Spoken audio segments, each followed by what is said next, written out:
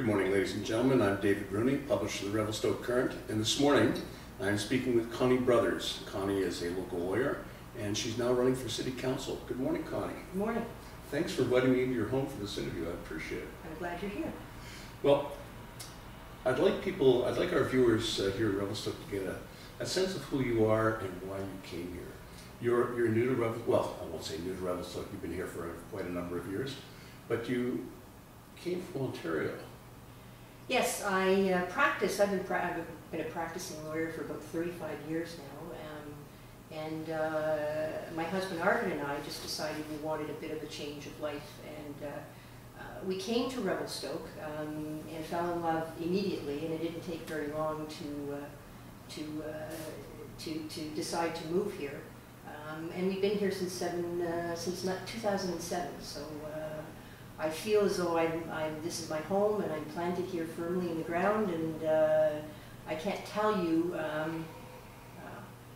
how much I appreciate being in Revelstoke and how much I love being in Revelstoke. It really is a change of life for me.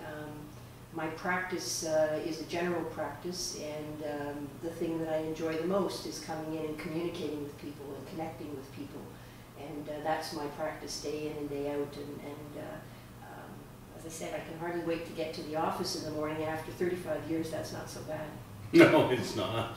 It's not. You still like what you do, that's a good thing. I love what I do, and in particular because I'm in Revelstoke and I'm connecting with people. You mentioned the word connecting. That's kind of interesting because you're very involved with community connections as well, aren't you? I've been involved for, I would say, about 5 years now. And I was asked to go on the board, and it's been an eye-opener for me, and what it has done is show me the type of community that Revelstoke is.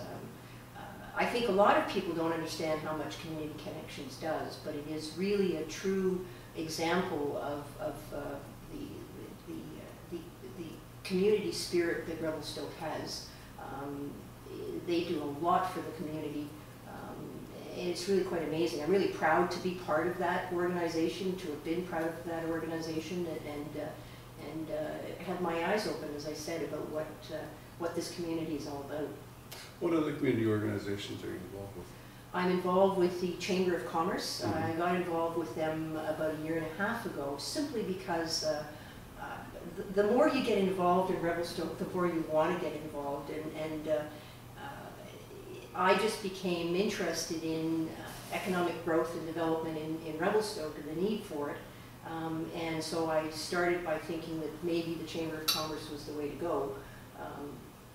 Now I'm thinking that maybe being on council is the next step. Council, we're leading up to that. What's impelled you to get involved in the race for council?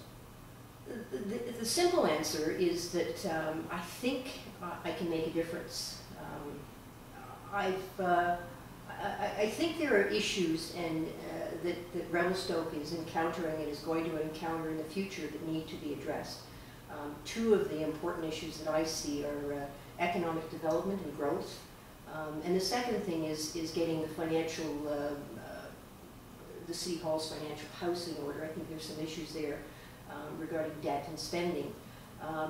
And so I think I have the experience. I've been a lawyer, as I said, for 35 years. So I've learned a lot about looking at things from both sides, from every side, analyzing things. I think I have some judgment. I definitely have the enthusiasm and the passion. And as I was saying to Arvid the other day, I've been working really hard trying to learn as much about Revelstoke as I can. Even though I've been here for 7 years and I have quite a bit, there's so much to learn. There's so many things that Revelstoke does, and so I've been maybe not as home as much as I should be. And Arvid was commenting on that the other day and said, "You must be excited about all this." And I said, "Yeah, you know what? I really am excited about running for council, and you know, I have this passion, and I just hope that I have the opportunity to make a difference." Well, we do have some major issues coming up. I'm not certain that all of them can be addressed to everyone's satisfaction. One of the hot button topics that's coming up is going to be the Big Eddy Waterworks and what we're going to do about that. Have you given any thought to that particular issue? That's a really difficult and complex issue, and I have started talking to people over at the Big Eddy to understand it more. I still have to do an awful lot of research to see you know, what the options are and where we're going with this, but it looks as though that there's a short-term problem and there's a long-term problem. The short-term problem is the fact that people can't build right now in Revelstoke. There can't be commercial building, as I understand it, simply because in the Big Eddy, because the waterworks are not strong enough for fire prevention to support that, and that's a real difficulty for people there because you can't use your property; it loses value. And so that is important to the people who are there right now, and that's going to be solved in the near future. Long term, what do we do with this problem? As I understand, I've been reading that Interior Health has issued an order about the quality of the water and the fact that it must be addressed in the next 5 years. I don't know whether or not logically the city should take it over, but it looks like people are pointing in that direction. And if that's the case, it's got to be investigated very thoroughly, and we have to find out how much it's going to cost, and we have to find out how we pay for it. So we have to roll up our sleeves now, because we've got only 5 years to figure this out, and 5 years are going to pass very quickly. Well, all too quickly. What are the challenges do you think, aside from Big Eddy Waterworks, aside from economic development, what other challenges do you think we face here, or are likely to face here in the next 3-4 years? Well, I think, I mean, I'd like to focus on economic development. That's one of the passions that I have here.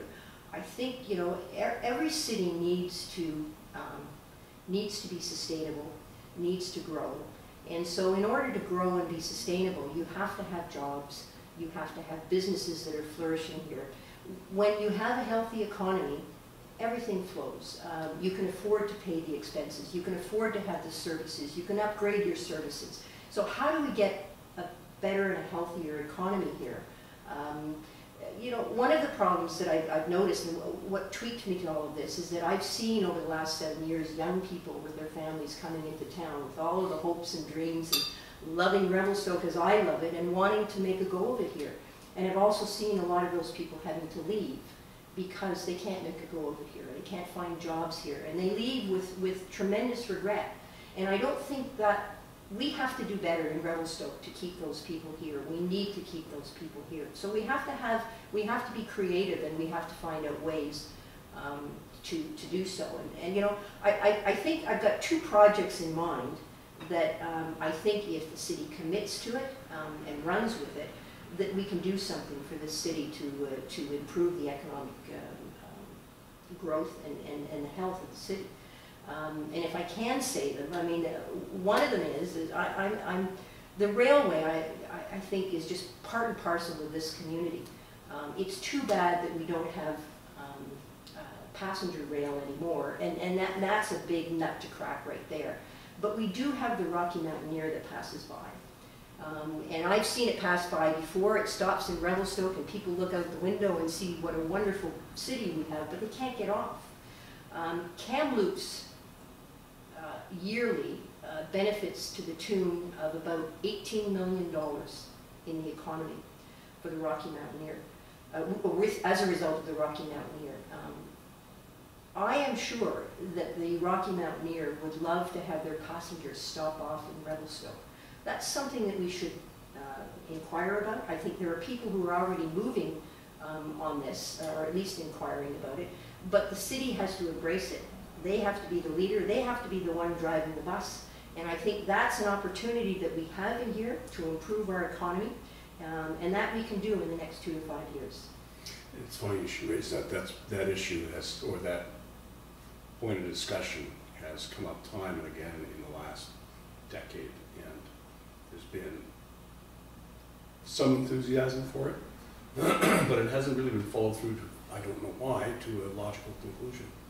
So perhaps it's time for that. As I said, you know, the city has to have the leadership. They have to embrace the opportunity and go with it and think it's worthwhile. And that's the only way we're going to do it, is everybody jumps on board, and as I said, the city is driving the bus. Mm-hmm. The other issue, the other thing that I think we can do in this community is we have to pick a couple of economic opportunities and choose them, run with them. And the other one is we're a natural for a center of learning for ecotourism and for adventure tourism. We already have the Avalanche Center here. I mean, it is a world-class teaching and information center regarding avalanche here. I mean, we have that opportunity to grow with that. I know that we have the Okanagan College here. We have Thompson Rivers University who's going to run a program here. It fell through, unfortunately, but we should think about whether or not we can be a center of learning, that we can have education for people who want to learn how to guide, how to do all of those things dealing with ecotourism and adventure tourism. It's a perfect spot. Revelstoke is just a perfect spot. It fits in with our culture, and I think we can run with that as well. We should look into that opportunity. That's a good idea. That's a very good idea. Let's see if you can follow through on that if and when you're elected. Well, that's what makes me excited, and that's what I say. I will be very disappointed if I don't get an opportunity to make a difference like that. Okay. Connie, brothers, thank you very much. Thank you. And ladies and gentlemen, thank you for watching. We'll see you again soon.